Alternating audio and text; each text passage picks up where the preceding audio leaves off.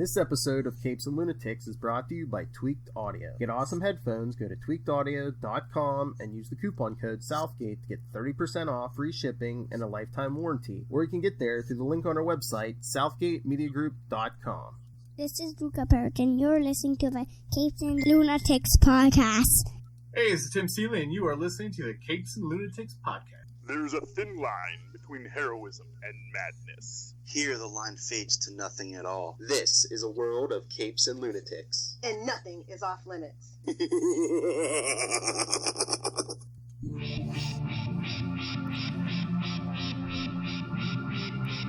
Hello and welcome!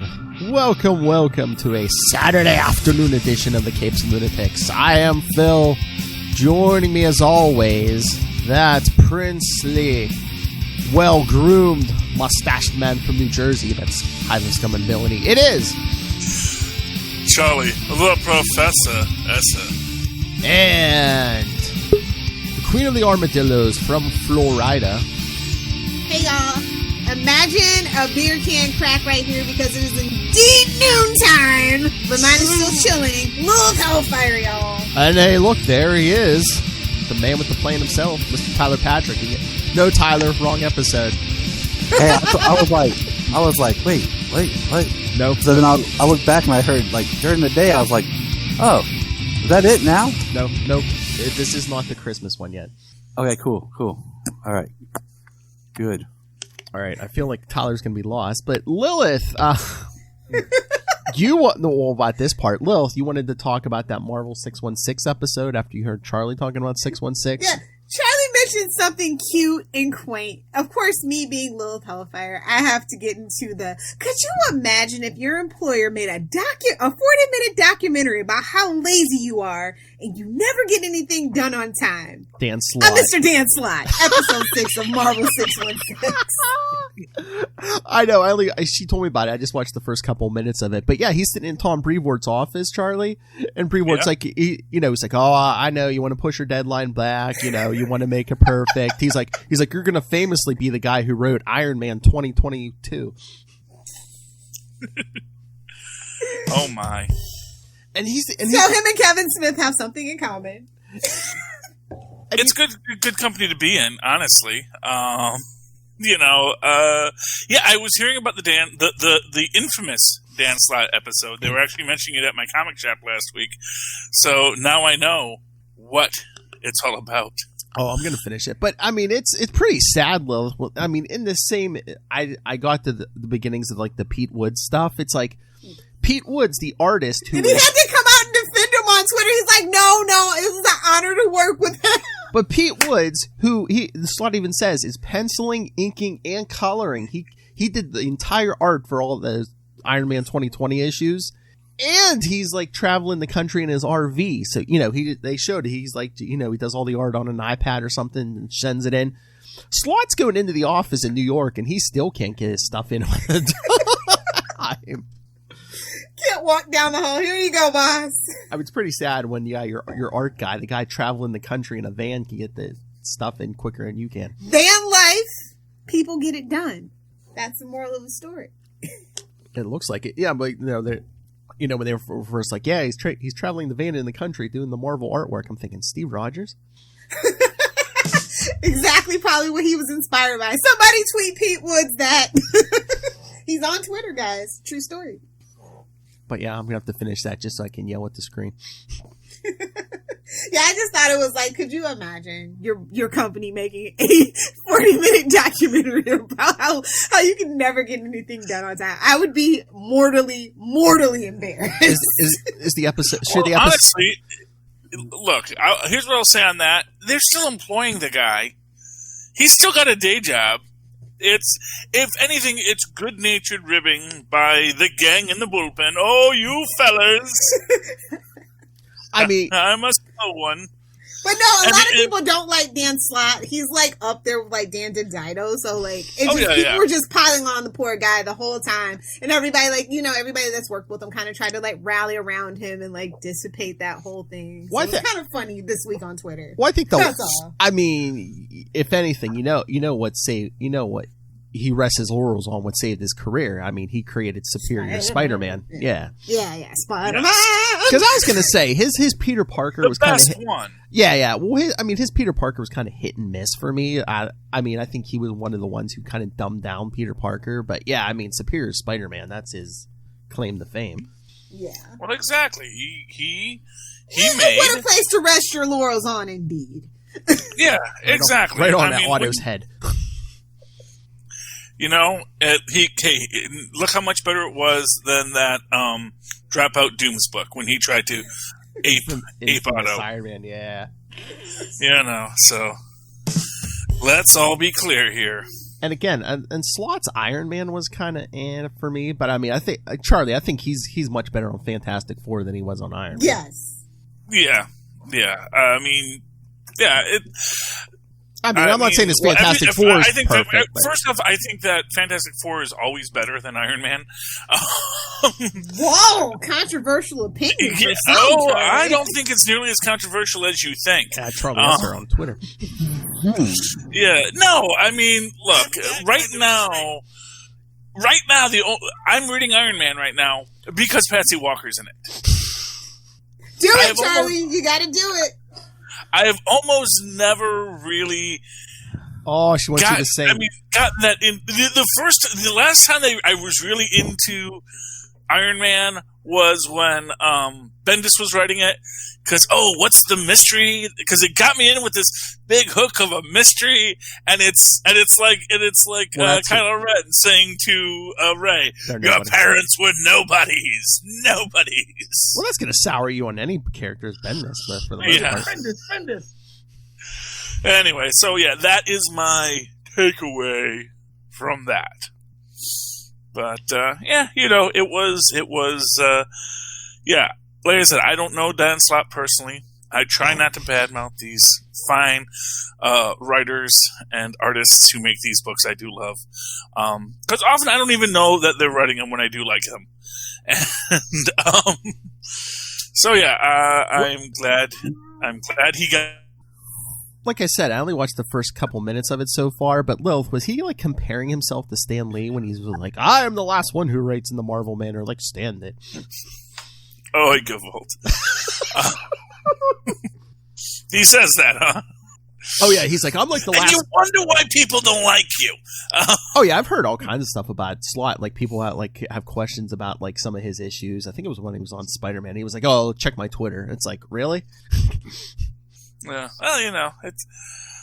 Or hey, kids, it's comics. They're like, oh, how's Mysterio back? Wasn't he dead? It's like, oh, it's comics. With no explanation how like characters would come back from the dead. It's like, yeah, it's comics. Because continuity. What's that? Doesn't matter. Yeah. But here's the thing, and this is my thing with Mysterio. As I've said, it's like, first off, yeah, okay, people can come back from the dead, and we did have like a bunch of during Dark Reign had a bunch of people just get resurrected because Dark Reign. Bad guys in charge. I mean, do that. I will take it. I will take any half-assed explanation over. Oh, hey, it's comics, kids. Cute people come back. Yeah, well, it's people come back. It's also silly. Of course, you also had in that secondary aspect where there is an explanation for why Mysterio is back.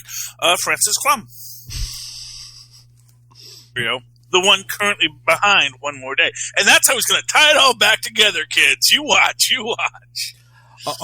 You know, he's got his drugs that he's teleporting into your mind, make you go trippy and attack a bridge, and then he sends you an antidote, and he is playing like 8th dimensional chess just to ruin Spider-Man's day, the same way Mysterio tried to ruin Daredevil's life.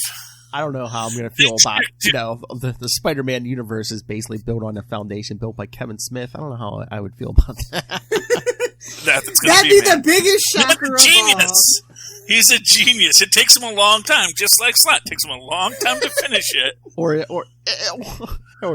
he lays those bricks. He builds that foundation. They are still making Jay and Silent Bob movies.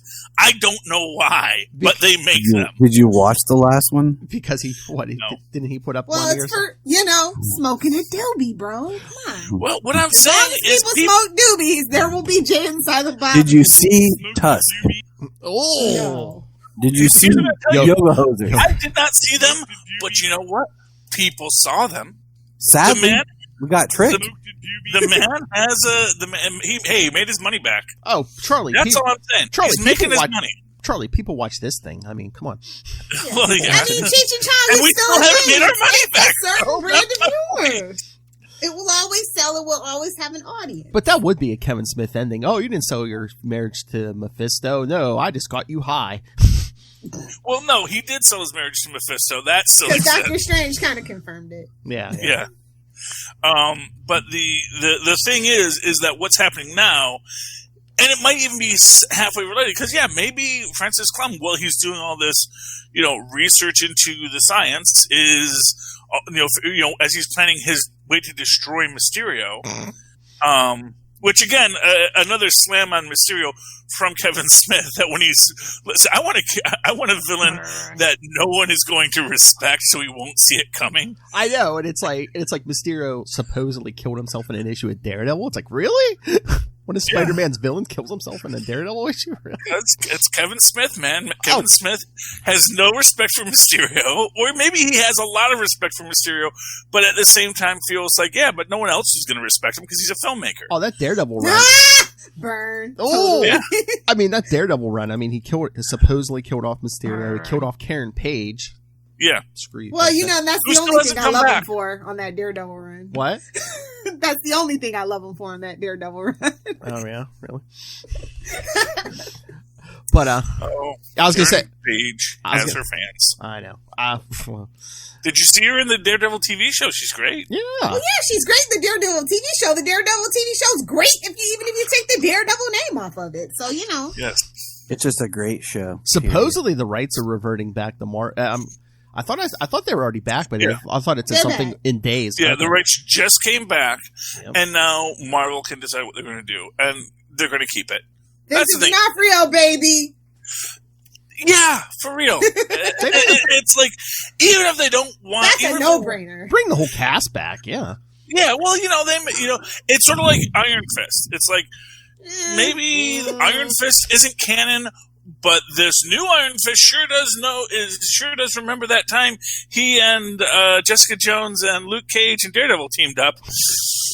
Sort of like how through the multiverse. I mean, it's it's sort of like how what's his name? The current Hulk will reference the other movies kind of sideways, but won't actually say that that's canon. It's like, wouldn't confirm nor deny that mess either. I mean, they need to just say, Daredevil season 4, so we can get that Bullseye story. Well, the Bullseye Justice for a live action Bullseye for sure, bro. Yes, Bullseye was great. Did he survive that? He survived that. Yeah, right? remember they were like operating on him at the end of the season 3. Remember? Giving him a steel neck, give him an adamantium neck, just one right there. I think his whole spine was adamantium. All I'm going to say is, I really wish we would have gotten like a third season of Luke Cage and just paired him up with the whole third season. That's your third season of kind of Luke Cage and Iron Fist. Just put it as one show together. I think that could really help save that character so that Iron Fist isn't the big joke that his show is. Heroes for Hire, that's right. Yeah. When Arrow on the CW is better than Iron Fist on Netflix, something is wrong. But the thing is that Marvel, they knew that everything was reverting. So they weren't going to fund a redemption arc for Iron Fist at the 11th hour while they were trying to renegotiate getting all this stuff released from Netflix so they could do what they want to do. So we may well get a Heroes for Hire with the original cast. That's the show to do, hands down. With Daredevil showing up on Disney+. We may, that's the thing. It's like all of this stuff. Will they do Disney Plus or will they do Hulu? Well, I mean, that's a question. But, Hellstrom's over on Hulu. And, it depends if it's PG-13. I'll be honest with you, I have not fully gotten into it, and I've been trying to, but honestly, I probably need to start watching it. Like just the vibe of it? No. Actually, it feels very connected. The first episode has Roxxon in it. Oh, really? I mean, it's just a small thing. They go to a Roxxon gas station, but it's like, oh, wow, Roxxon. And Roxxon is like the connective tissue in the Marvel television universe. Do you think maybe it's because like Hellstrom isn't like one of your favorite characters? I mean, no, actually, I love Hellstrom, and I do like what they're doing with him. I think it's just maybe a little bit slow-paced, and I like what they're doing. I think it's just I haven't been able to, I guess really what it is, I have no one to talk to about it, and I have no theories to form for it. And somebody get Maz Manzor on the phone. We were going to do it, but Maz was like, Okay. All right. Yeah, that's right. And then the boys came out, so we did the boys, and now Mandalorian's out. Excellent choice, and we haven't regretted it. If you're not listening to Full Steam Ahead, you should be. Oh, yes. Oh, by the way. What? Yeah, we have a very special guest on the first video-inclusive episode of Full Stream Ahead doing Mandalorian episode 1 of season 2, or I believe it's called chapter 9? Chapter 9 or 10. Yeah, something like that. Very special guest star, some random guy. And then the second episode, we have some stormtrooper. So, listen for it. I do accidentally reveal their true name in it. Oh, but, he hates when you do Bad that. father. Phil, you're going to Oh, well, he doesn't call me on it. Because he's too much into it. So, yeah. It's a lot of fun. Hopefully, Phil will get some nice drops on it. Hopefully, his sound quality's okay, because he's using the cheap headphones I give him for gaming. So, But starting with the Mandalorian, Full Stream Ahead is going to be full video. Which means, and because I guess Maz is getting a tank top for Christmas. Hell. Oh yeah. As I said, gotta spice those numbers up. You will see why Maz is my skinny rich friend, and you actually get to see his. You get to see my apartment on this, but because we did it as Zoom, I could use a background, so I did my bookshelf background. It's very fancy. Because he's a professor. Get it, guys? I am a professor, Fake background and, professor. And so that's cool. But yeah, so but you actually get to see his setup, and you see. Oh wow, you're that's why he calls you the skinny rich friend. All right, so we thought it was meant to be ironic, and arguably it sort of was when I first started calling him that. But now it's actually okay, you really are in great shape, and you're living large, primarily because he has no kids. And it's like, I was going to say, it's the no kids thing. It's the no kids thing, yep. Gives you so much extra money. All right, so let's shift some gears here. Let's get Tyler back into this. All right, Lilith, Tyler, what's up with this Amazon spinoff? What is coming to HBO Max? What is it, like spinning out of Wonder Woman 1984? So, are they not doing the third movie, and in lieu they're doing because the third movie was always meant to be an Amazon's like prequel kind of thing? What I took it as from reading it, because I had forgotten about this discussion, but what I took it as was they were going to do an Amazon spin-off film. Right. And then plots and threads of that would filter into what would be Wonder Woman 3. So Wonder Woman 3 would be a film, but whatever they did with the Amazon would have things that help bridge it together. So are they going to be like revamping or changing the DCEU? Because Wonder Woman's not getting a Wonder Woman 3. I don't know if y'all know that. Yeah, so that's why I'm saying that. But they definitely already did the things. I'm talking with Patty. So I'm thinking if they make the movie that they were wanting to make into the TV show, it'll fulfill. Well, that's what I was going to say. Did they have this concept and they're like, well, it's not getting another movie, so why don't we make like another, what they're doing with the Batman thing, sure. The Gotham Central or whatever. Yeah. All I know is everything's whatever. Yeah, like we already have like Peacemaker news, and we haven't even seen, James Gunn's Suicide Squad. Suicide Squad, excuse me. The only stuff that I look at is the stuff I know is either filmed or filming. I can't believe we're still getting a Flash movie. I cannot believe. I don't believe it until I see it on streaming because we're not doing theaters anymore. But that's how I feel, Lilith, about a lot of stuff. I'm just like, okay, it's all talk until it's in front of the camera. Then they have some. Patty Jenkins is due definitely for some tender love and care on the contract side, so I can actually see that happening for sure. I just can't. High water. I just can't believe we're still getting Ezra Miller. That's what I'm saying. Yeah, we'll see. Well, well, like I said, we'll see. I mean, everything. He's got pictures on someone. That's all. It's just, everything's talk until they're actually filming, and then it's a more real. And then we know from just track record that even when they're filming, things can change drastically. Yeah. So what if we just change the suit from red to green? That'll work, right? But like, I'm honestly down for a Wonder Woman show. I don't know that I want an Amazon kind of like show, but I like, this is the whole thing about why I was like so hesitant about the Arrow show, because Amazon, like, that was the name of the show that had been in development hell forever, and they were kind of like, right after Smallville, they were like, okay, maybe, but then they wanted to do that TV show with David Kelly, and that whole thing messed it up, and I need a Wonder Woman TV show again, because Supergirl, sorry Tyler, Supergirl just ain't cutting it for me. It should have been a Wonder Woman show, not a Supergirl show. Well, Supergirl, it's got its issues. I mean, it's got its positives, it's got its issues. I mean, that's why it's ending now. And now they have this her baby. She's got an excuse. They've got it out. They take it. They have this new Wonder Woman or Wonder Girl series they want to develop based on Amazon, the new... Amazon seed. You know, do you think it's going to tie into the Amazons? No. Because this is for like G5. I mean, whatever they're not calling, not G5 or whatever. It's the new Wonder Girl we're going to meet in Future State. Flora something. We haven't even met her or anything, but they're developing this series around this Wonder Girl. Well, which seems like it's a CW animated show, which they do pretty good with. So I'm just going to toss this out there. Did anyone read Imagine if Stan Lee wrote Wonder Woman? I read all those a long time. The ones like It's just this idea. Oh, because she's Brazilian and from the Amazon, and it's like, wait a minute, where have I heard this before? And that's basically Stan Lee's. Well, he's gone now, so we're like, boy, can we use this? Nobody tells us to stay. I'm not saying they're stealing from Stan Lee. I'm just saying you're gonna get AT&T sued. And that's how Capes and Lunatics is gonna be known. The podcast that got AT&T Warner Media sued. Oh well, that wouldn't be the first time, But yeah, I was kind of low key thinking that too. Like, oh, they went the actual literal route. How cute. Mm-hmm. Actually, when you first posted that, I misread the title. I thought it was like, oh, they're doing a Wonder Woman series on Amazon Prime? That's interesting. Because that's the only thing when somebody says Amazon could ever be. We welcome our corporate overlords, by the way. The only corporate overlords I'll welcome. And they have HBO Max now.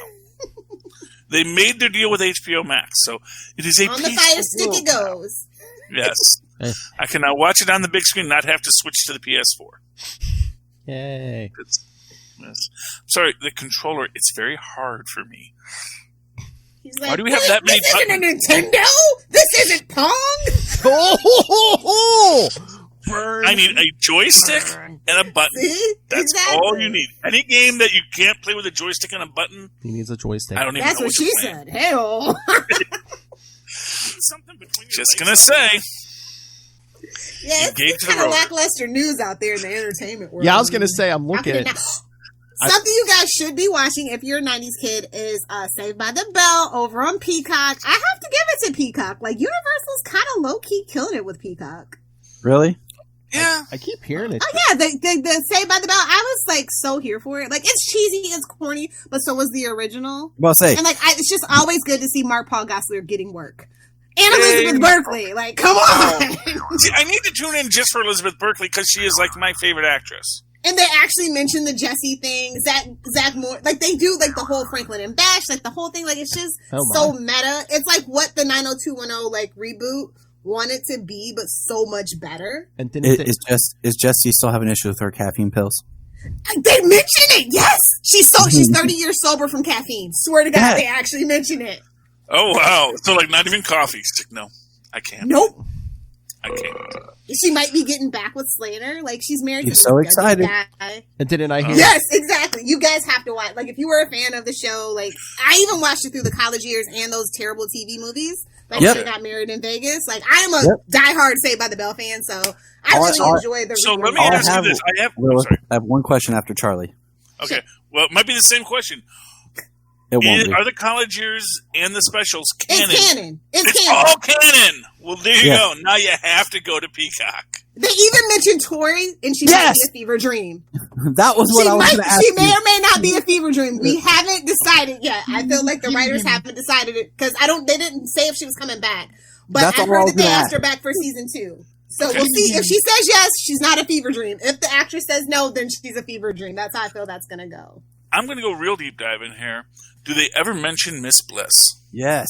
Yes, actually, And there Matt, is a reference. I think it's in the second episode or the third episode. Was It's it very Max? subtle, but Was it's there. was it Max? What was the friend that The didn't? Max is back, baby, with the guy that played the actual actor with the magic. That's But back. What was his They best mentioned friend? Jeff. That creepy old bastard. So I'm trying to remember what was. Hold on, I'm looking it up. The friend that didn't transfer to Saved by the Bell. Yeah, it was Matt. And the other girl. It was I don't Matt. think they're mentioning that one yet, but I don't think that they will because those actors have never really been polite about their exit. Because they were the ones that were on Good Morning Miss Bliss when it Yep. went into Saved by the Bell that didn't get pulled into Saved by the Bell. Yeah. Those actors have actually never said anything kind about like how like they've been very bitter, so I don't think that they will actually mention it. Did I hear that since they don't Dustin Diamond supposedly screeches up on the International Space Station? Something like that. And I'm they kind of check in about Lisa Turtle. I don't know if you guys know, Clark Voorhees has just kind of been having a time with her mental health. And it was kind of like disappointment because like I literally am Lisa Turtle. Like I love Lisa Turtle. She was like the only reason I really even got into Saved by the Bell. So like it's just kind of a shame. Especially with the relationship she has with Mark Paul Gosselaar. Like, I just wanted to see that kind of, like, back in action. I really loved their chemistry on screen. So, it's a bummer. But hopefully she'll get better. Because I feel like the show's got at least the 3-season legs on it. My question is it kind of, it's one of those shows where... It's very meta. But, like when Girl Meets World came out, yes, it's like that. It's definitely a revival series. People watched it because they wanted to see the characters from Boy Meets World. Nobody really cared about the new characters. We're going to care about the new characters. I do definitely think there's something for new kids to definitely watch. Like, it's kind of like, excuse my French, it's kind of like woke-ish, Like, they're doing this whole thing with, there's these poor kids that come to Bayside, and Zach is like, governor, and so like it's a whole big thing in California about like how they don't want those kids at like the fancy schools with the rich kids and stuff like that. So there's some drama like there, and the new kids are pretty interesting and funny, and they're kind of like the audience. They're like, oh, Bayside's super weird. They even do the timeout thing, and it's just so many cute callbacks and stuff. But still, I feel like kids nowadays could definitely get into it if they wanted to. I just are they shopping the at timeout thing, or what was that? Does someone else have the power? He said, "Oh, it was somebody else. It wasn't Zach." And he does have a son, and I love that the kid that they got to play him. I kind of am bummed because I don't know if you know this or not about Mark Paul Gosselaar, but he's not actually a natural blonde. So the fact that his son is blonde, I don't know how I feel about that. And I don't know how I feel about Mark Paul Gosselaar actually going back to the blonde look for Saved by the Bell because he hated having to bleach his hair to be this American heartthrob. Like, it's a whole thing. If you read any books about Saved by the Bell, they're seeing like the behind the scenes stuff of it. That's my only. You know what? You'll do a lot for a paycheck, Lilith, and dyeing your hair is. But he's not really. He didn't have to. He was out of all the cast. Mark Paul Gosselaar is the only one that really didn't have to do this. He's had a huge stellar success outside of Saved by the Bell. But it's a passion project, I think sometimes you love to go and play with your old friends, and that's probably definitely in it shows. Oh, yeah. If you watch the reunion, the like actual cast reunion that they do before the actual first episode, it's just so many good times. Like if you were a Saved by the Bell fan, then you just get so many feels. It's just so cute and adorable. I recommend watching it. Just the first episode or just the reunion episode with the cast. It's a good time. Like, you need something light and cheery in 2020, go ahead and watch Saved by the Bell. Here's what I'm going to say. I'm waiting. I'm looking forward if they do a Christmas episode where they do an It's a Wonderful Life, and they have to reference Elizabeth Berkley as a stripper or a showgirl in Las Vegas. Ouch. It'll be fun and funny because she'll be like a super successful showgirl. She'll be like, "No, I'm the best showgirl in Las Vegas." About Showgirls is that she's actually a classically like trained dancer and things, and I know like she wasn't really expecting the movie to go the way that it did, but I do feel like she was trying to get her Lisa Bonet moment, where it's just shocking for the fact, but then it just kind of turned into what it turned into. Honestly, and again, if you're a fan of choreography, there is fantastic choreography in that film. He watches it for the choreography. I was going to say, there was choreography? What? This is what I have always said about the film. The film is has the least sexy nude scenes you will ever see in a film. Coming from a man with his own sexy nude scenes. Exactly. Yeah, he knows. I know. There are times, and the point is, it's like when they do it, when the nudity is so blasé.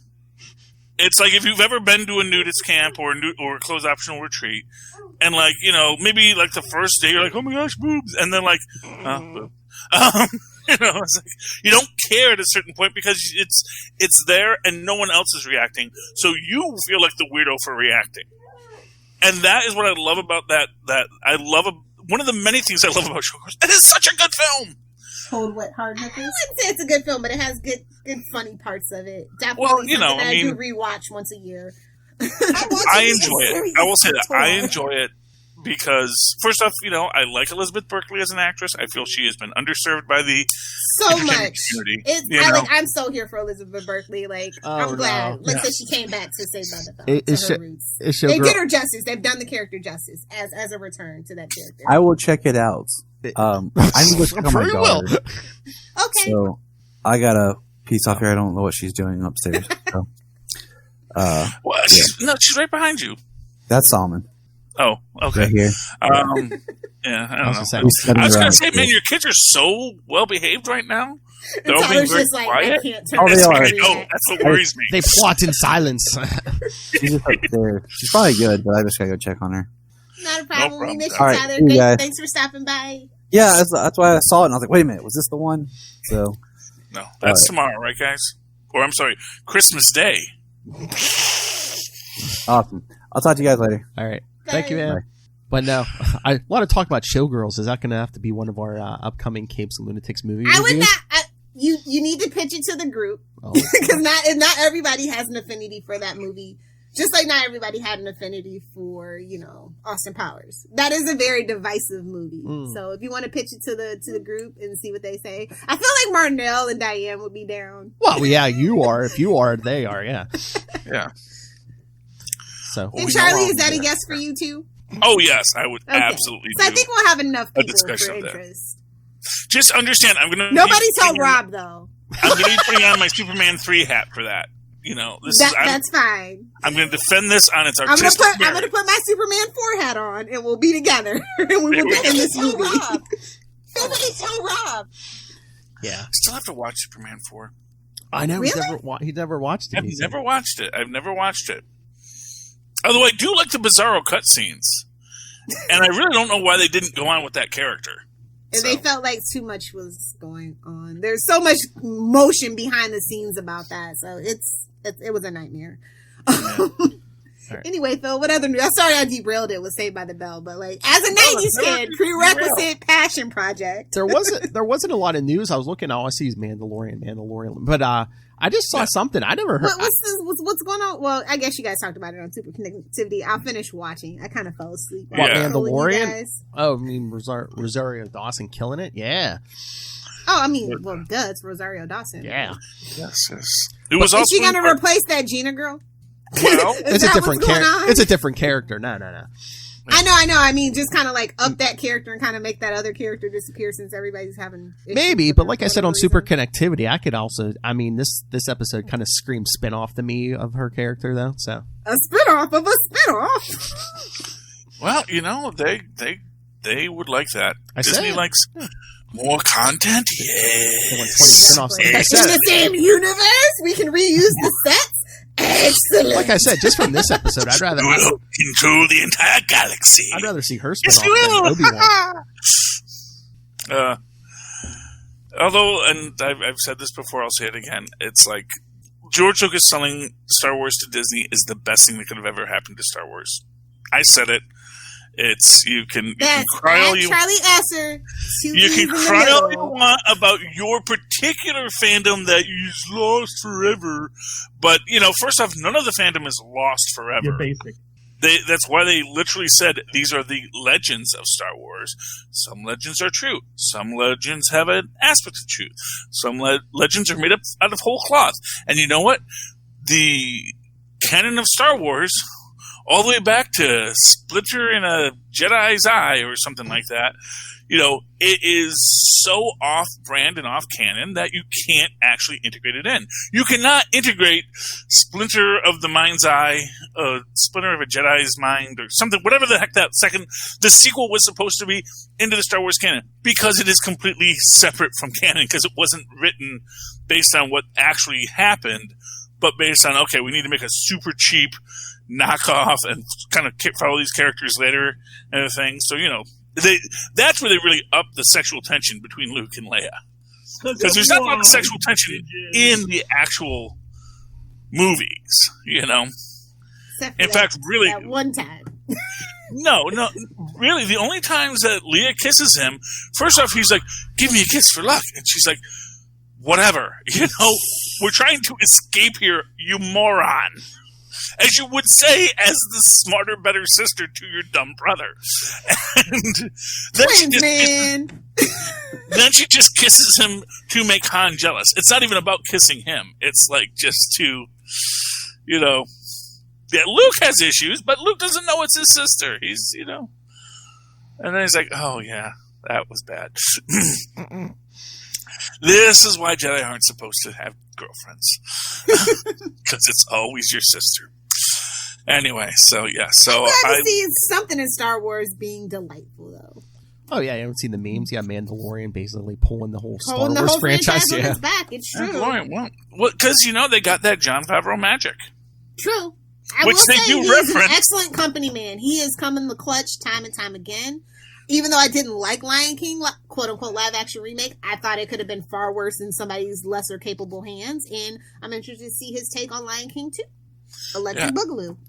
And for what it's worth, he gets. Although they should do Lion King 1.5, honestly, and not the second one. But he does get a shout out in one of the. Well, I'm sure he gets shout outs in several of the 616 episodes, but in the Paul Scheer episode specifically, where they're like, well, gee, if we got Jon Favreau to do Brute Force, then we don't even need Paul Scheer anymore, do we? Nice.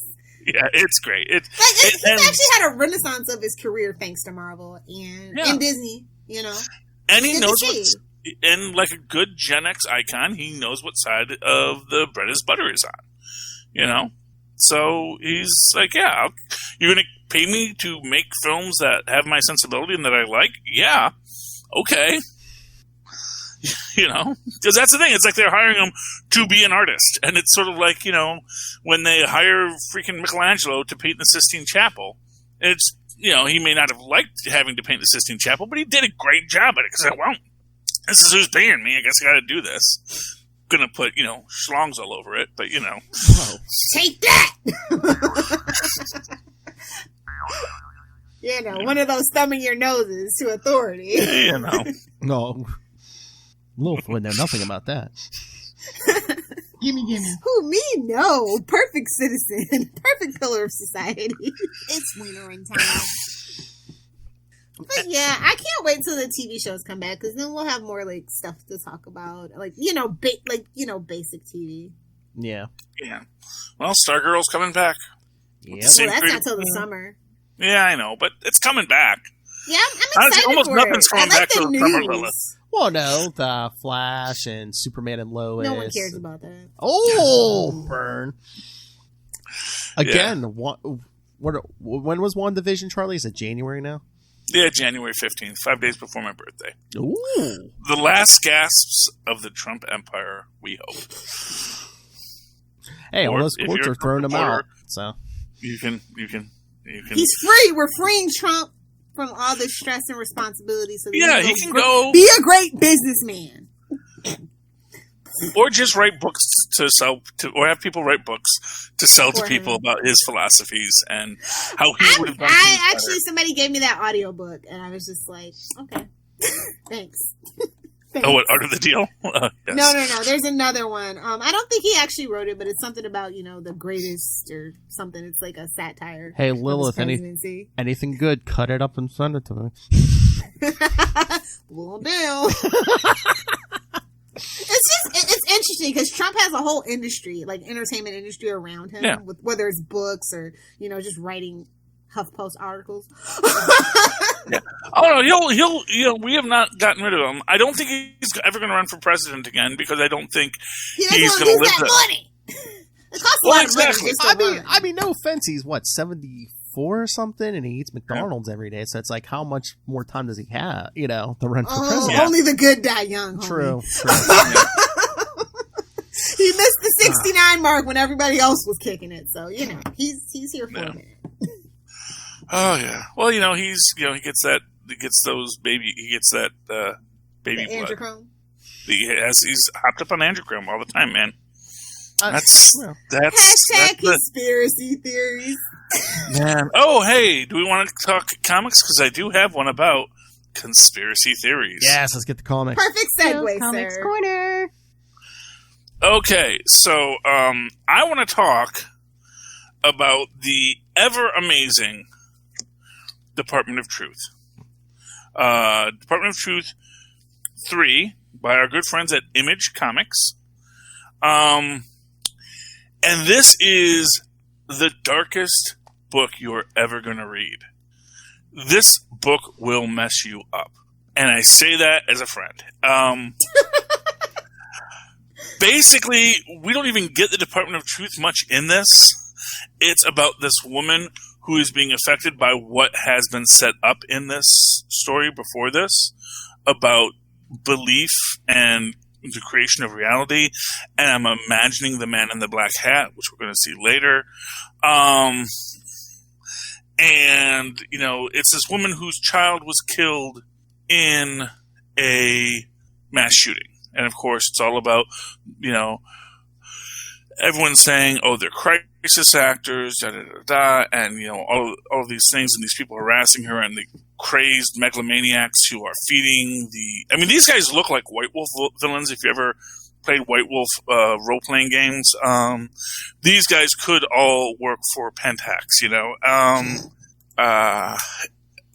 It is just amazing how the story progresses, because as it's being told, it is her working out in her mind, getting pulled into the chat rooms, how that is corrupting her own memories of things. And in the end, we have what is something gets left for her by the Black Hat. And it is essentially a video of her and her son auditioning to be crisis actors. And it is, she's like, that never happened, but do I remember it? You know, I have him, it's him reading the words that he left on her phone for the scene and all this stuff.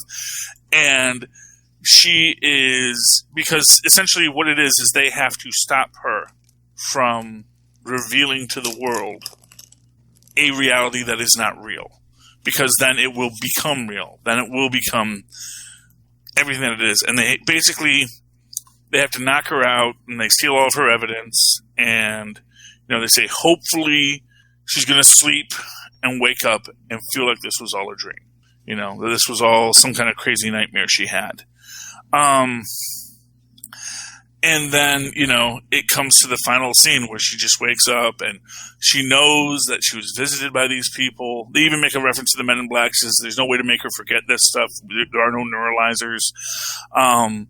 And just her having to deal with the fact that, you know, and it's amazing because it plays into this thing, which is like, but if the conspiracy is true, maybe my son is alive.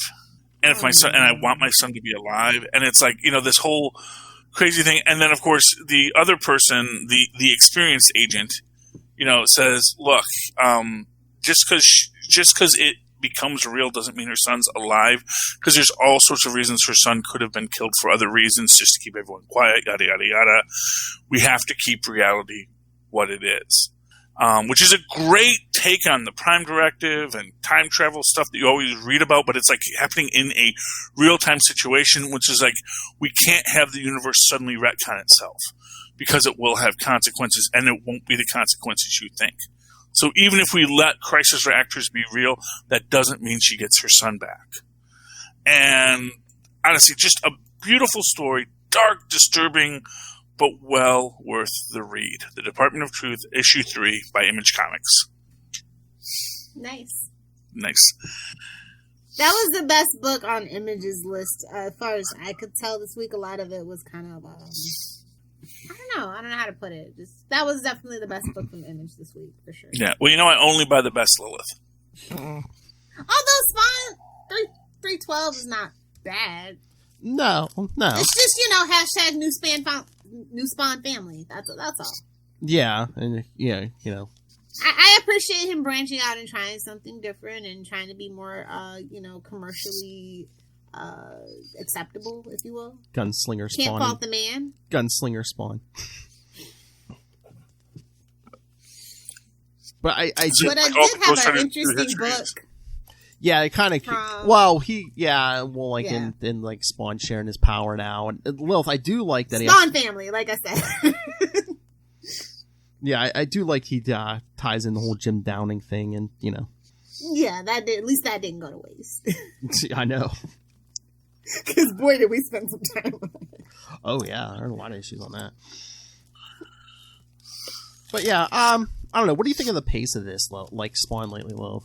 Like I said, it's definitely it feels very commercial. It almost doesn't feel like an Image book at this point. Like what Image was, especially Spawn, what it was known for. And I don't mean that in a negative or a positive way. I'm just very neutral about it. Oh, the tone is very different. As a fan who's been reading since issue 1, we've been through these ups and downs, and he's gonna revert back to old Spawn. It's just a matter of time. Yeah, that's all. And it's not bad storytelling at all. But like I said, it's just actively being commercial and really trying to get that movie and maybe another animated series off the ground and things like that. And again, I respect the hustle. I see the game, and I respect it. And every 5 to 10 years, he tries something different with Spawn. Exactly. Like I said, we'll be back. We're just in the middle of a cycle right now. Exactly. I mean, he's hit his milestone, and that's huge for him and Image and the comic book industry as a whole. And I couldn't be prouder of him, but I do kind of want my old Spawn back. That's all. At the end of the day, as an issue 1 reader, I kind of just want my old Spawn back. Exactly. Stick him in an alleyway. Hey, well. Oh, hey, do you want? But I think it's accessible for new readers, which is something that any comic book title needs. I think you can definitely pick up anything after 300 and be okay without knowing, the previous 300 stories. Yeah, exactly. Which was probably the point. Oh, definitely. After 300, you need a good jumping on point. Oh, hey, do you want to hear about the other book I got this week that wasn't Marvel or DC? Oh, sure. Look at our boy go! What'd you get? IDW. He got an indie book. IDW. Snake Eyes Deadgame #3. How did I know? How did you know? Written and What'd you think? I liked it. I picked up 2, so I came back for 3. I mean, it's pretty good. It's Snake Eyes and Storm Shadow, and fighting ninjas who are basically powered by gods, and and like what continuity is this in, or is it not or is it like comic book continuity? I don't know, because 1, I haven't been keeping up with the regular G.I. Joe book, and 2, I missed the first issue. So is this? Let me ask you this: is it Larry Hama, or is it someone else writing it? Oh no, it is written and drawn by. Well, look at the feet and tell me who wrote and drew this. Rob Liefeld. You're so rude. Yeah. You're so rude. We're never going to have him on the Ways World podcast. I love you. Hey, he was scared by the Beast in an early issue, written by Jack Kirby, drawn by Jack Kirby, and he can't. He says, "No, not big feet. Make the feet smaller. Make them smaller." Hey, let's talk to Fabian. I'm like, "Hey, Fabian, come back and bring your buddy with you." Yeah. So let me ask you this: do we know? Is it suggested that Snake Eyes is mute because of a vow of silence, or is it that he is mute because he's had his larynx blown off by napalm? They haven't come out and say it, because even at the one point, it's like the one female villain is like, "Oh, you can possess the sword. You can keep me from possessing the sword. All you have to do is tell me no." And he doesn't say anything. So I don't know if it's So maybe physically he can't speak. So I never liked the vow of silence retcon in that. Yeah, but that was another universe, and it was just weird to me because vows of silence are supposed to be beneficial. You don't say, "Well, I guess I'll let everyone die because I have taken a vow of silence," But yeah, there's ninja action. Like I said, there's mystical stuff. Snake Eyes and Storm Shadow fight the giant world serpent. Ooh. Yeah. Jormungand? Yeah. Oh, wow. Yeah. Cool.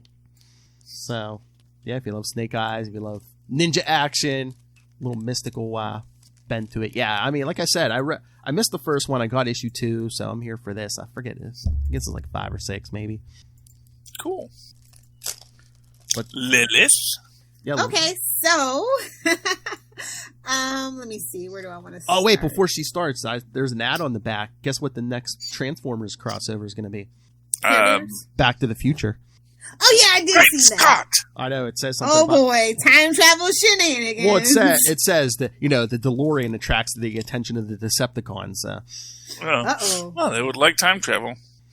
We just got to give it that Allspark, and then it can transform. That's what she said. Because that's the canon now. Like, any car will transform if you give it the Allspark. Is that where we're at with it now? You don't like it. If you build it, they will live. Better when they were built by the Quintessicons. And they were just either service. Transformers is not Transformers was not built on a foundation for it to be going strong 30 years later. Not that I'm not happy that it's going like 30 years later, but it just wasn't built on a foundation for that. Just sell the kids the damn toy. I'm just saying it made sense to say, oh yeah, this is why there's a natural split between the Decepticons and the Autobots, because the Autobots were commercial grade robots and the Decepticons were tired of serving filthy whoever's. Yeah, well, exactly. Both of them got tired of it, and they united in their robot rebellion to not actually even overthrow anybody, just overthrow to live in peace, man. Quintessons, yeah. I do not care either way. As long as Starscream stays petty, that's all I care about. Really, truly, my role model, Starscream. You will always be petty. You never have to worry, my friend. So I have an interesting number 1. It's from Aftershock Comics. I feel like Aftershock has been kind of in hibernation, so this one was interesting.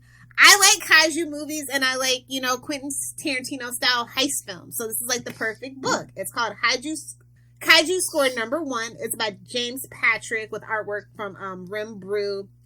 James Patrick, if you're familiar, you'll know him from Grim Fairy Tales, Death Comes to Dillinger, one of my favorites, and The Monsters of Jimmy Crumb. Rim, you might know him from Terminal Protocol if you're into that kind of comic book stuff.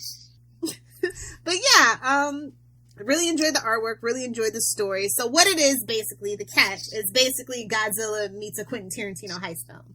So, sounds weird, but it actually works out, and the artwork absolutely supports the storytelling. Like, it's one of the best things about the book. The characters, very Ocean's 11 character motivation. So are they stealing a kaiju, or the kaiju stealing something?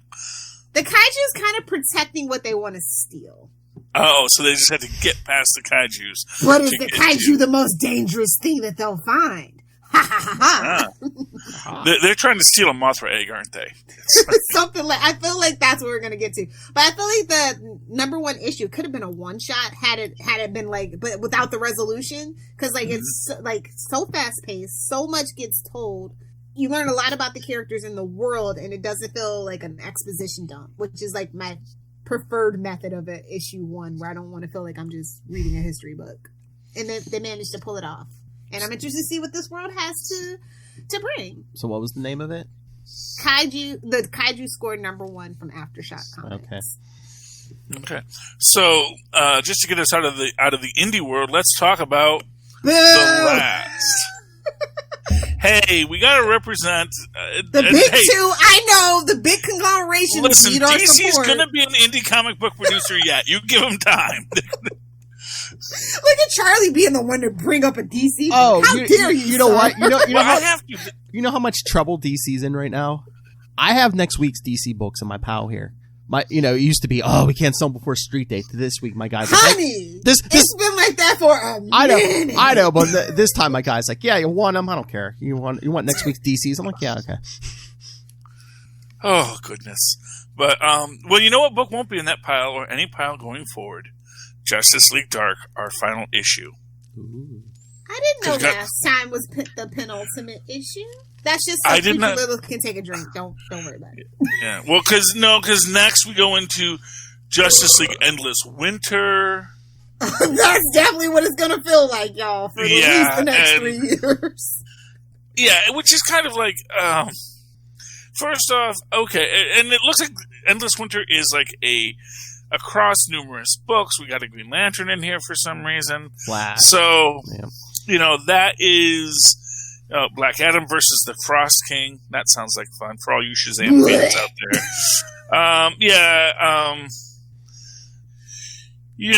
Justice League Viking. So I guess we got Viking Justice Leagues for some reason. So event just for an event. Yeah, they're doing something. Yeah, but anyway, I don't really care about that. I liked it better the first time when it was called War of the Realms. Didn't we all? And no one liked that one. I didn't know I didn't even like that one that much. Yeah, I know. But that's our coda at the end of here is this Raven guy. I'm guessing that's supposed to be Odin, maybe. So, because he turns into a flock of ravens, or maybe he's Loki. Maybe they're going to try and say, let's do some Loki, but is there a way we could make him look like the Joker or something like that? I don't know. But anyway, back to the actual plot. He's a descendant of Loki. Get it? Oh, I shouldn't even take that into the atmosphere. Don't.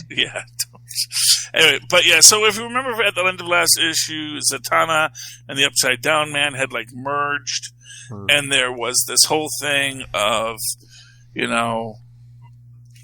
so she is trying to make him have to deal with magic having consequences, essentially, because he's like consequenceless magic. He's like a fifth dimensional imp, but evil.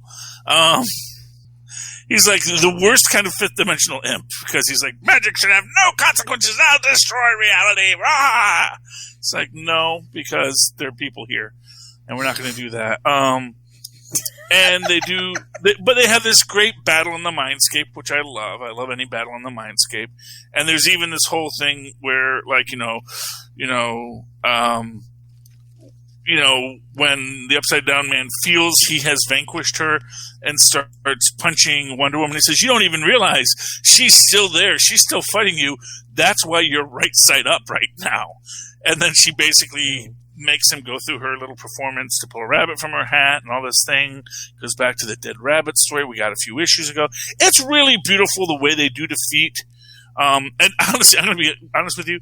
You get to the defeat thing, which happens 4 pages in. So it's not like a big battle. Then we get all the wrap up and we go to the bar, the Oblivion bar with good old, Detective Chimp, who I feel is the cornerstone of the book here. And then the next issue, we have just this whole thing with, superheroes battling love. I thought this was actually part of the book for 5 minutes before I realized it was a Snickers ad. You're not you when you're hungry. Yeah. Well, anyway, but they go back to it, and there's, we have the new sword. So they call the new realm that was made out of the remnants of this dimension of the Upside Down Man, New Mira.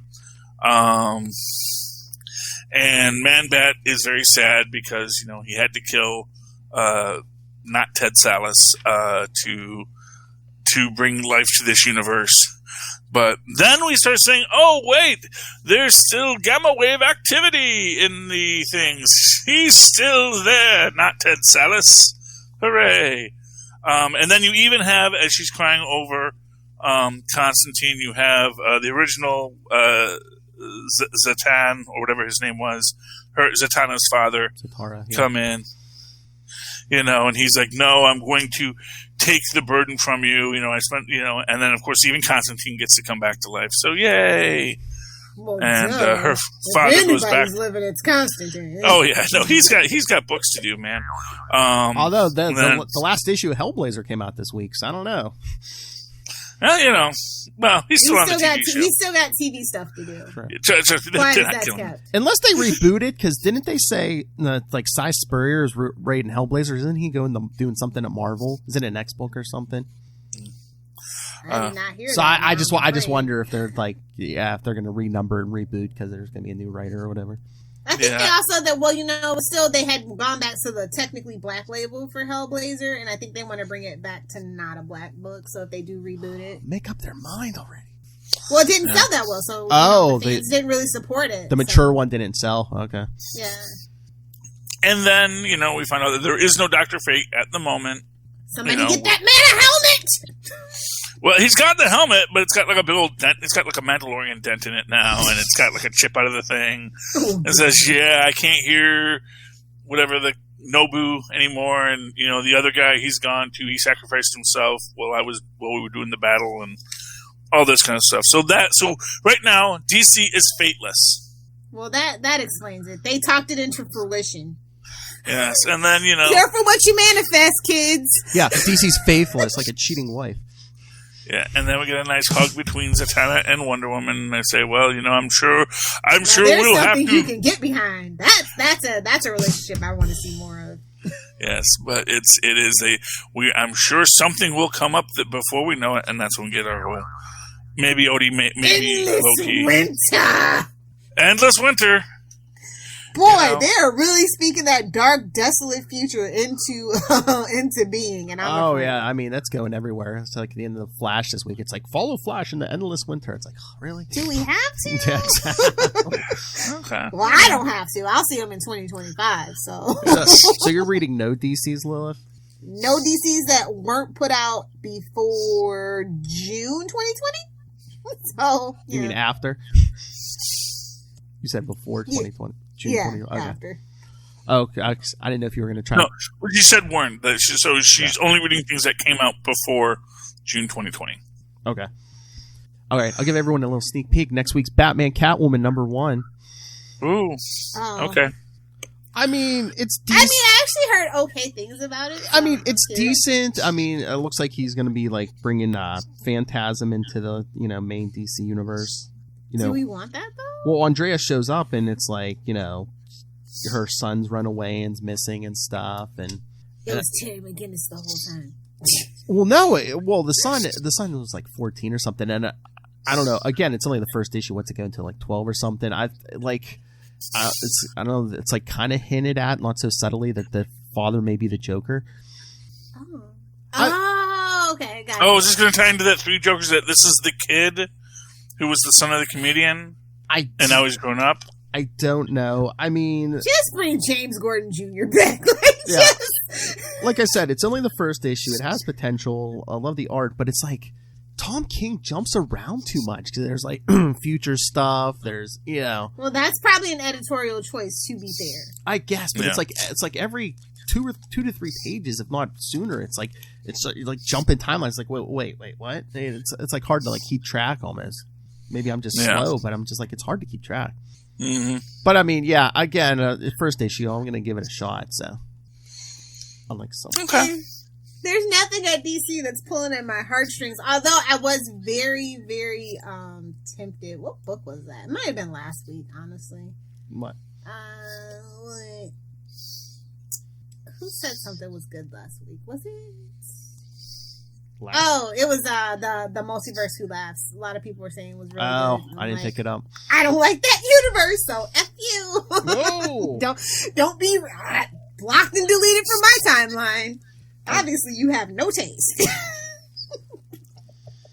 It's like another one of those Tales of the Dark Multiverse came out this week. It was Wonder Woman War of the Gods, but it's like you always know what's going to happen. Stuff goes bad every time. At least in Marvel, like what if sometimes there's a happy ending? There's never Tales of the Dark Multiverse. There's never a happy ending.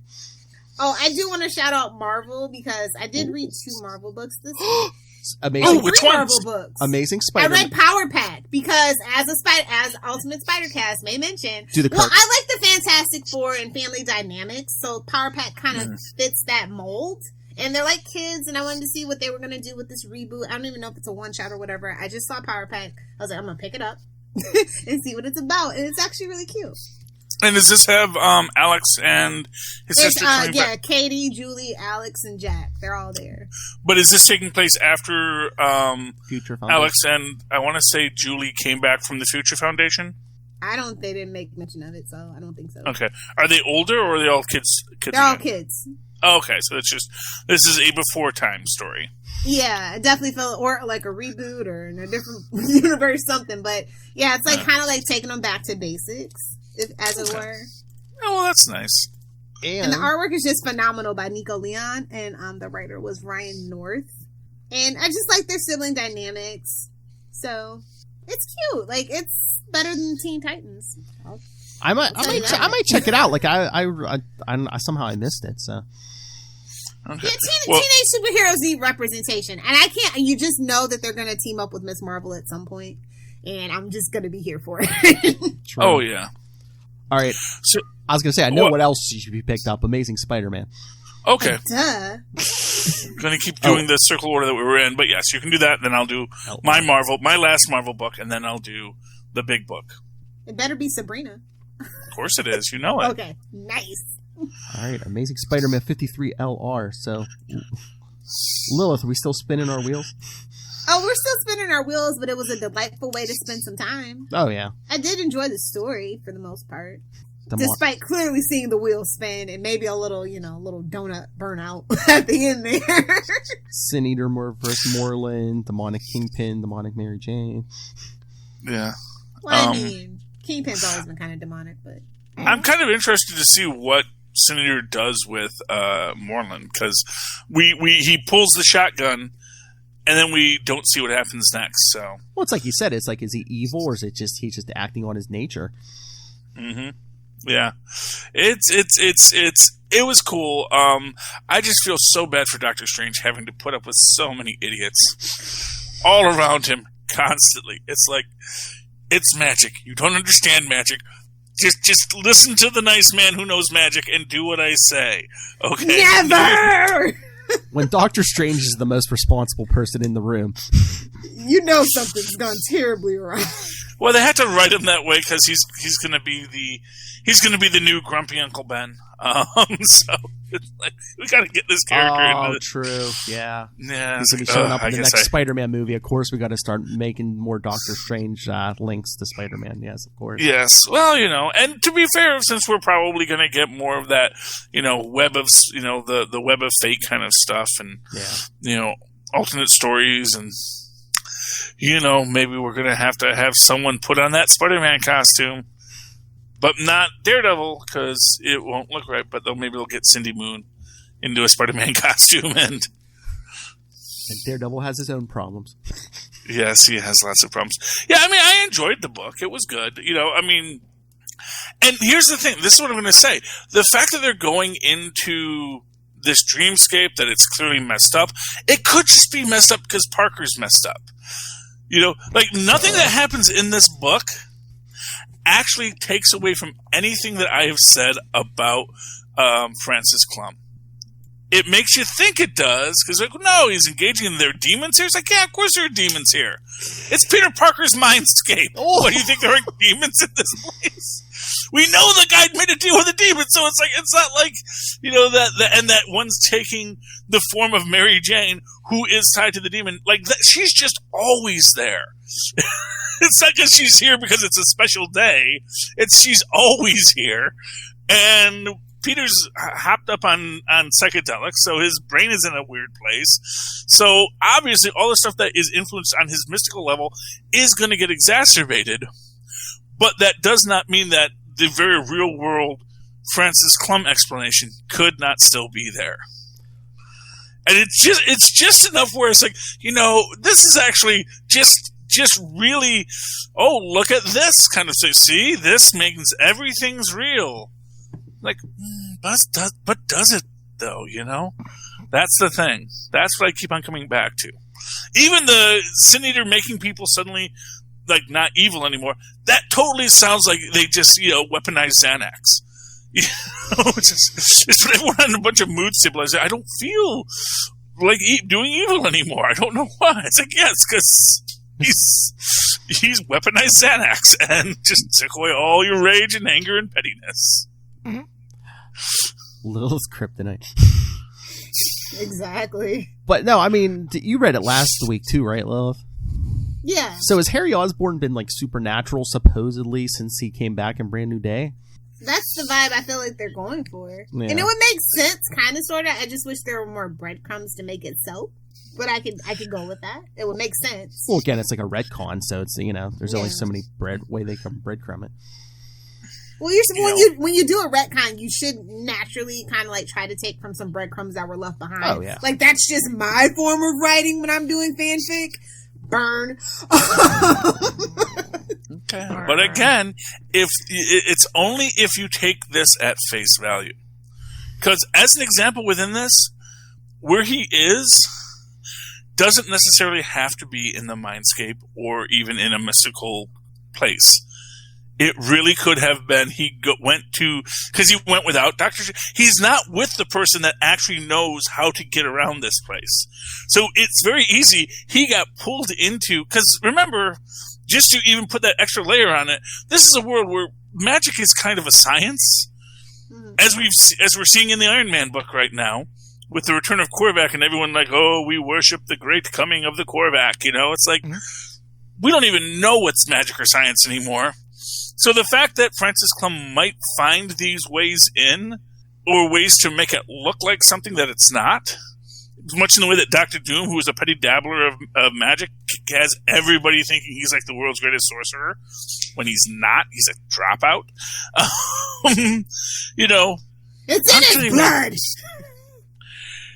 Don't put away Francis Clem yet, but I'll probably be made false, or they may be working furiously. How did he figure it out? Quick, we have to make this all real. What? Why can't we just say, that kid figured it out? No, we can never admit that the fans were right about anything. Hello. Sweet summer child. Like, yeah, I don't... Like, they... What's the last big comic book twist that actually happened where you were just, like, totally blown away? It's been at least 5 years for me. Well, you can't, because that's my whole point about taking things at face value, because the internet ruins as much as I love the fan theories and stuff like that. The internet ruins everything. The internet, spoils everything. It's not even about spoilers or anything. I mean, just like actually like blow you away where you're like, It's been at least 5 years for me. Well, I was going to say, is when you've been in comics as long as we have, it's like, oh, okay, they're using that twist. Okay. Yeah.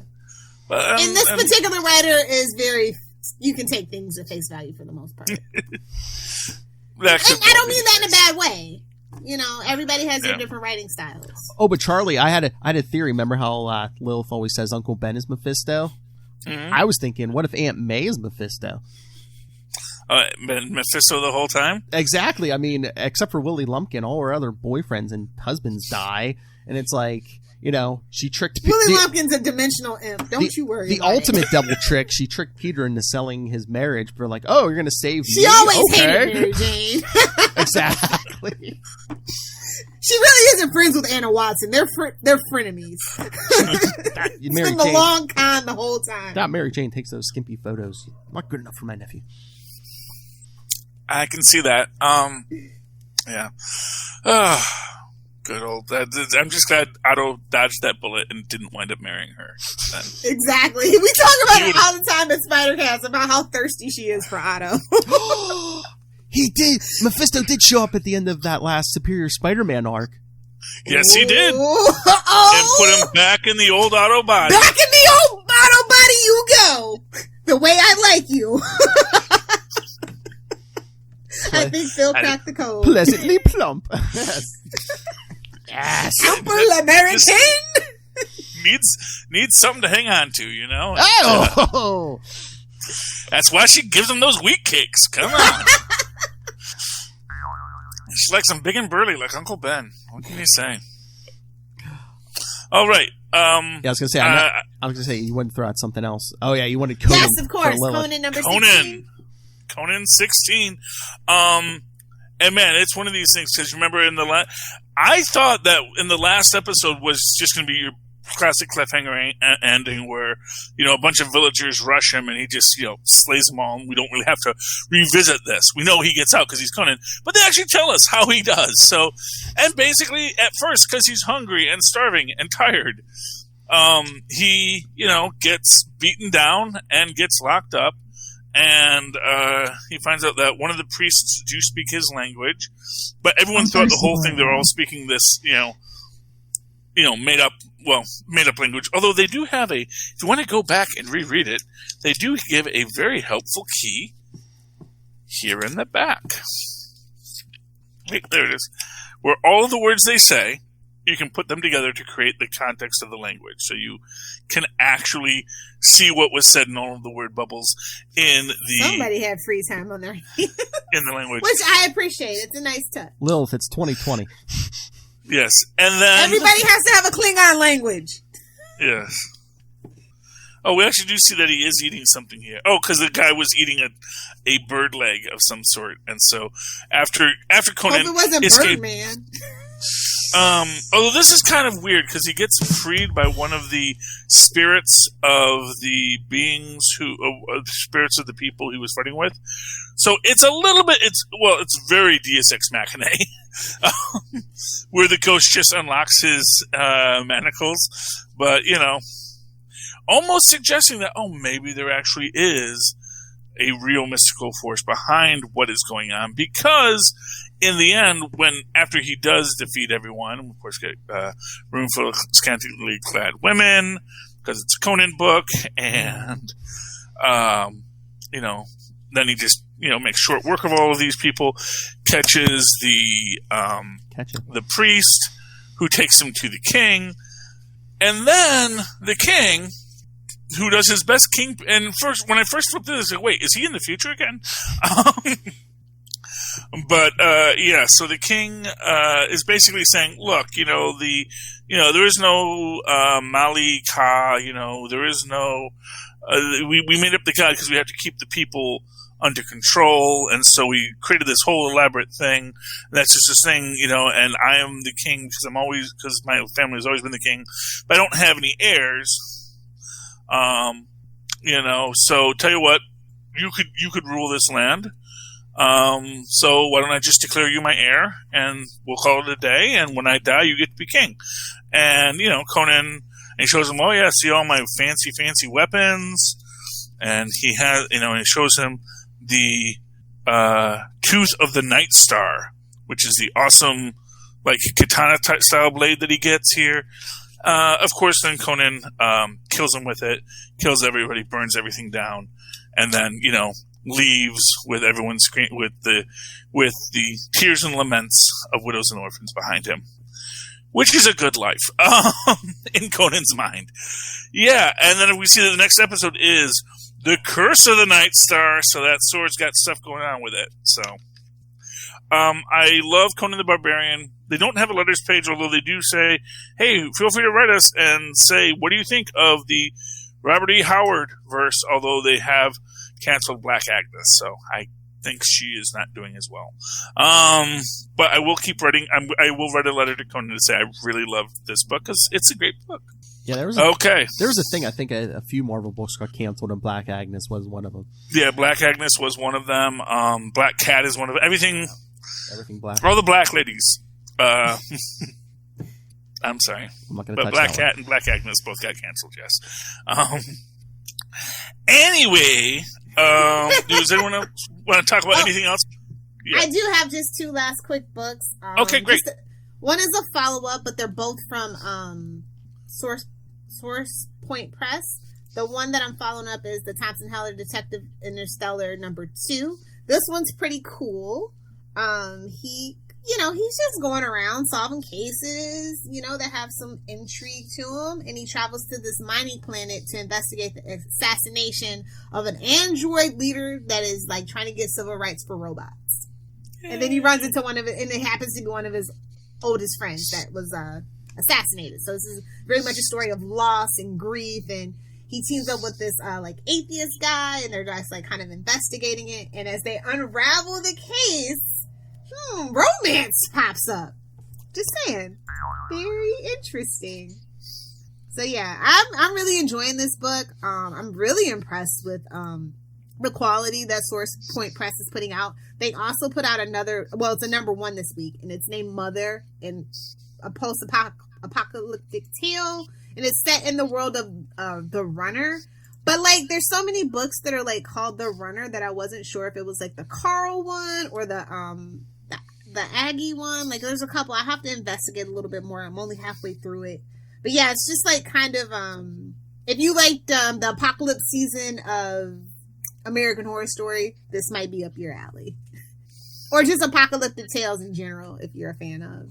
But it's very personal, you know, with the mother and the daughter trying to survive. Kind of like Book of Eli, or what's that one with Viggo Mortensen and his son? Kind of very reminiscent of that one as well. Oh, The Road? Yeah, The Road. Very reminiscent. Yeah, was it by McCarthy, I believe, who wrote the original novel. Yeah, so if you're like into those kind of interpersonal post-apocalyptic tales, this might be a very good book for you. Very cool. And the artwork is like kind of like in black and white, so it's very striking and somber. So there you go. Nice. Okay, and do you have another one you want to do before we get to Sabrina? Nope. Let's talk Sabrina, baby. Sabrina, the teenage witch. She really wants to be your friend. No, that's another. No, she does not. She does want to be your friend. She's friendly, but she has her breaking point. Well, you know, I mean, let's just say she kind of wants to be friends with what's his name, Ransom. I mean, well, sorry, no, Ren. Walk on the wild side, you know. Ransom's the girl, Ren's the boy, and I think I'm forgetting the two Wendigos, but Kelly and Veronica knocked it out of the park for this issue for me. Yeah, it's a great. It's a great issue. You know, it's horror, but it's light. It's modern, but you still have that old timey sense of magicalness. You know, it's a great fine line that they're walking well. And it's a very teen book. I say as a almost 50-year-old man. This seems like how the kids. This seems like how I remember being a teenager. It gives the Archie vibe, in other words. You kind of see the little slice of Americana within it, even though it has these other prevailing themes. Yeah, and we get, just that, basically, Sabrina says, mistakes were made. Which is part of the problems that they're going through. And then we realize that, they have this connection to a weird magic house. They figure out where the magic house could be, and there's this whole thing about, are they going to go in? Should they all leave? And then, of course, they all get attacked by vines. Because it's a spooky, creepy house. Naturally. It's a spooky, creepy house, and vines will attack you. Especially they're like nature's version, the forest version of tentacles. Yes. They are green photosynthetic tentacles. And... yeah, I don't know. I don't know if she's going to eat the kids or not, but... in classic fairy tale, which maybe she is. Yeah. Maybe they deserve it. Yeah. Although, this Sabrina, Queen of Wands, that's a pretty impressive look for her. I'm just going to say that. Well, I don't know if your comic book guy told you this is the penultimate issue. Oh, it is? Oh. Yes. So that's what the whole build-up is about, and maybe that's kind of a hint of what's to come for the next series. Did you say last or penultimate? And Della's the one who owns the coffee shop, who's been teaching her the game with the card game. Oh, now I get, yeah. So now she's got to defeat her in the card game. Now I'm piecing it all together. Yeah, and she was evil. Nice little breadcrumbs, as we, as a throwback to earlier in the conversation. And much like Rose Quartz, she was evil the whole time. The whole time? The whole time. Oh, but what really excited me about this? That I know excited a little Hellfire, and maybe she already has it. The Archie Comics app. This is the first ad I've seen for it. Oh, yeah, of course I have it. Yeah. Get your Archies digitally direct to you. Yeah, that's been Google a thing for a while, but I think that because they're taking a break on actually printing books pretty soon, that they're kind of encouraging the back catalog that way. Yeah, well, it's very exciting. Oh, but man, they know their audience. They put that Madam Satan #1. Yes. Right on the front. So, yeah. So, great books. I really like all Kelly Thompson find the time? That's the question. I think she's a magic user. She turns back time or something. She has so many books, and it's so high quality, all of her books. But then again, I feel like she has a passion for every single character that she signs up for. So that also helps, I would think, as a writer. Well, it's when, I think there are people that are just really good comic book writers where they can just write a bunch of books, And they're also different too. All the characters are so very different. You know, there are people that this is the genre where they're just the way they write. This is just what they're good at. This is where they do their best stuff. You know, and so I encourage that. Or she's just one of those people. She writes a story and it's like, oh, I can't use this in this story, but I can use this over in Captain Marvel. Well, or Black Widow. I think all writers do that. Oh, yeah. You know, that's the thing. It's like, just put that in the idea file. We may come back to that. You know, that'd be a great supervillain, except not for this character. Oh, but you know what? Maybe I'll have another time I can introduce them. Exactly. And then definitely. If you're not, I mean, I think this is I don't know. It's my favorite, personally, because I love Archie and I love Sabrina specifically. But I like all her books, but I think her take on Sabrina is so modern and easily accessible. Yeah, agreed. Yes. Got me reading the book. Relatable. All right. Anything else, kids? No, I think that's it. You, Phil. No, Saturday afternoon. No. Fine. No. We're still technically under 90 minutes. If you can get those ads in hurry up, wrap it up, Phil. All right, everyone, send us your thoughts. Yeah, I know. Everyone, send your thoughts on all the news, comics, what TV we do have, what the hell's a movie. Email us, capesandlunatics@gmail.com. Call the voicemail, 614-382-2737. That's 614-38-CAPES. And remember to follow us on Facebook, Twitter, Instagram. Go subscribe to the YouTube channel. You can watch this video, see Charlie Esser's pretty face, links to Patreon, links to everything, all in one convenient place. That's Linktree, linktr.ee/capesandlunatics. And remember to support our sponsors, Tweaked Audio. Talk about your magical experiences. Tweaked Audio.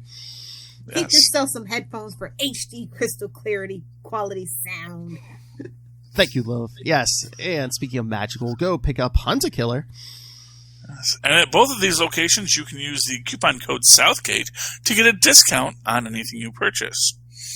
And if you don't know what to purchase, is there a magical gift guide that they can find on our website to tell them what to purchase for their friends, family, and loved one, or just for their greedy selves? That's right. Hey, I resemble that comment. Lilith Hellfire resembles that. Gimme. Anyway, yes, there's gift guides all up for various shows on the Southgate Media Group. But yes, ours are up on our social media. So yeah, check out the Facebook or the Twitter. Yes, the gift guides for Capes and Lunatics and Capes and Lunatics Sidekicks are up now. And remember, go pick up Pod Life the book. I think that might even be on the gift list. And digital and paperback. But where can they buy Pod Life the book? Well, I was going to say, you can find Pod Life and you can get most of the stuff, if not all, on the wish list on Amazon. You should be paying. And what's the best way to get there? Oh, just use the link right down there in the show notes, Charlie Esser. Because it's just another way for you. But hey, it helps us support these shows, the Southgate Media Group Network. And of course... the man, the myth, the legend. The man in red for your holiday season, Rob Master Doom Southgate. Make it rain, so says Master Doom. Nice mustache, Charlie. Thank you. Oh, and Philip and I haven't had a conversation. You're going to have to wear a monocle now. So. Oh, that's right. From this morning, yes. I can't wear a monocle when I'm wearing glasses. We were talking about the Penguin, and we're like, who could pull off a monocle? I'm like, Charlie Esser is if anyone can pull it off, it's Charlie Esser. I would need 2 monocles, is basically the problem. Because I can't see with these eyes. Look how badass he is, that mustache and 2 monocles. All right, Lilith, where can people find you? If you nerds want to geek out about Saved by the Bell with me, or any Peacock show, honestly, they're all pretty good. You can find me on, Philip. What? I said Peacock.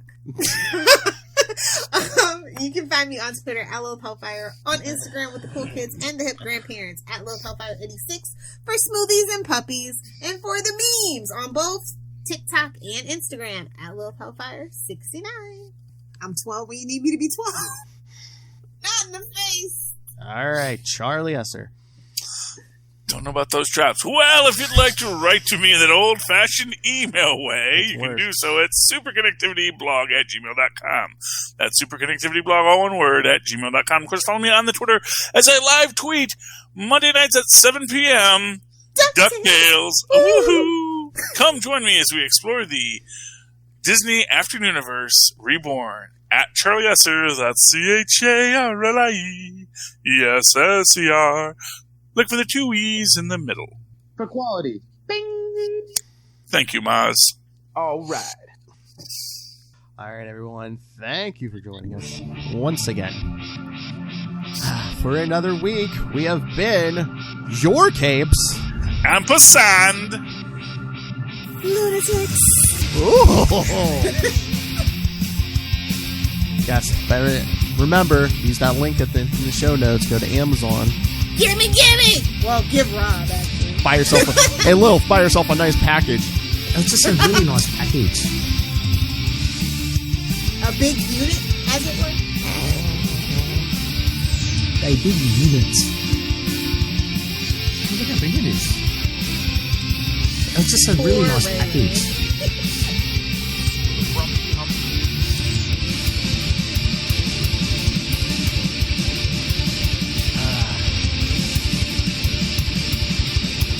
So yes, come back next week.